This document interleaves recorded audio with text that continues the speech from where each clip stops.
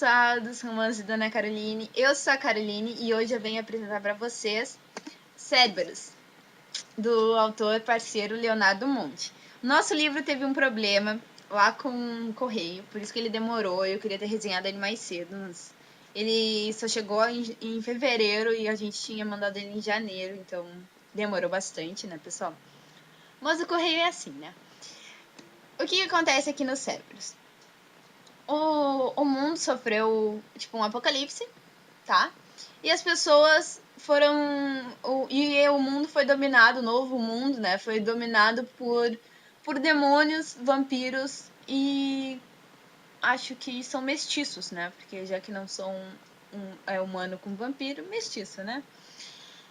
E o que aconteceu? As pessoas têm que sobreviver, né? A esse novo mundo. E só caçando esses bichos, porque eles também te caçam. Então...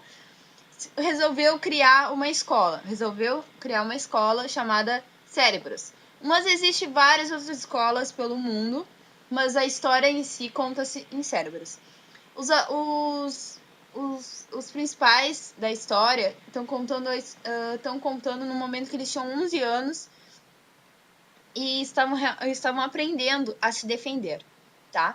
A história é com o Renan, a Mônica, o Caio, o João Pequeno e o Sebastião. O Sebastião é o padre. O João Pequeno é o cão de guerra.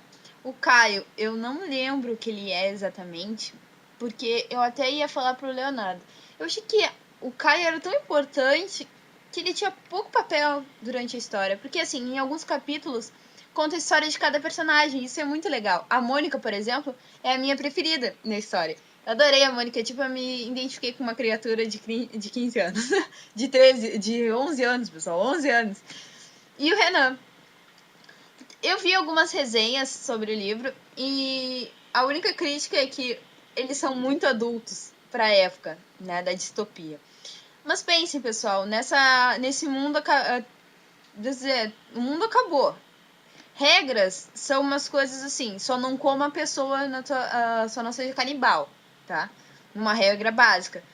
Honra essas coisas, tu não pode pensar tanto, porque isso não vai te salvar. Entendeu? Tem esses pontos na história que a gente tem que pensar. Aderir à história, entendeu? Foi o que eu aderi. No momento que eu li esse livro, eu tava no hospital e eu fiquei assim, Jesus, que livro ótimo.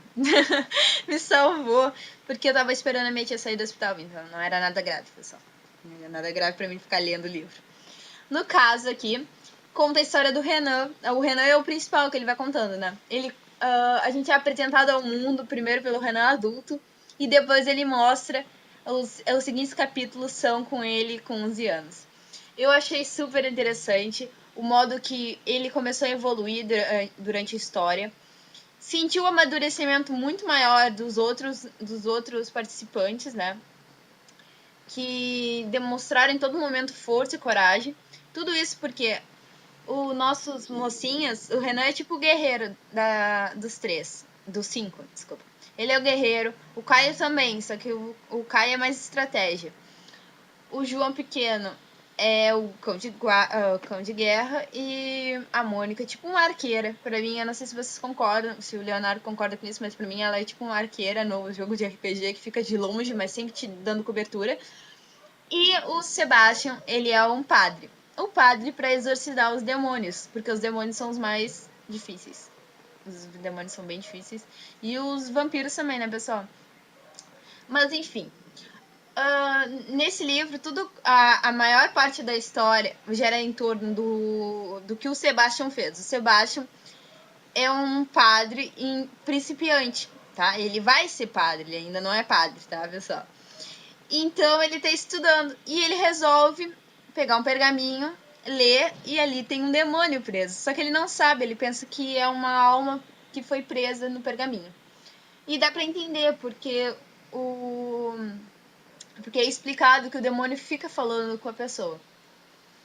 E quando ele liberta, o demônio pega uma menina que estava ao lado dele e leva embora. Essa menina é irmã de um dos alunos que tá na classe mais alta, ele tá quase se formando. E quando ele descobre que isso acontece, ele quase mata o Sebastian, porque ele pegou a irmã, o demônio pegou a irmã dele menor e eles nem sabem que demônio é. E eles têm que descobrir.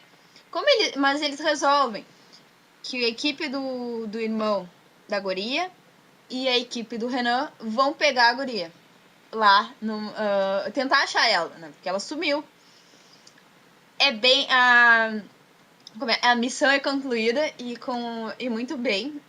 Só que começam os problemas a partir daí. Só que ao mesmo tempo que esse problema está acontecendo, está, assim, vamos dizer assim, já foi resgatada, mas acontecimentos estranhos ainda aparecem. Ao mesmo tempo que acontece isso, o nosso mocinho tem que enfrentar vários campeonatos que estão acontecendo na escola Cerberus, que esse ano é o da Cerberus receber. E então vem gente da Rússia, sei lá, dos cacetes do mundo, vem de tudo que é lugar pra enfrentar os guerreiros. Isso é tipo um campeonato, tá? E eu gostei dessa parte. Não gostei tanto de umas cenas, porque eu achei forte. Achei muito forte. É que é 11 anos, mesmo que seja num pós-apocalíptico, como eu falei, é umas cenas bem fortes e não dá pra te acreditar que aquilo acontece, sabe? Mas acontece. Mas acontece, foi justo. E outra coisa que eu tenho que falar pra vocês, isso é do autor, não é do livro. O autor usa bastante palavrões durante a escrita. Então foi uma coisa bem masculina, né? Deu bem pra sentir isso.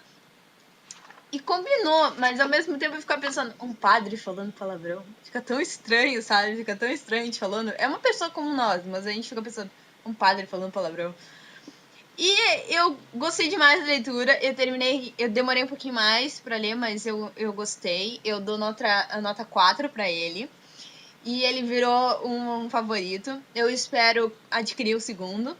E olha, pessoal, vocês têm que conferir Cerberus entre cobras e ursos, porque tá imperdível.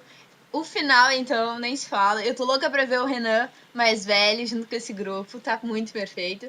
E espero que vocês tenham gostado da resenha. Se gostaram, por favor, curte e deixe seu comentário. Obrigada. Tchau.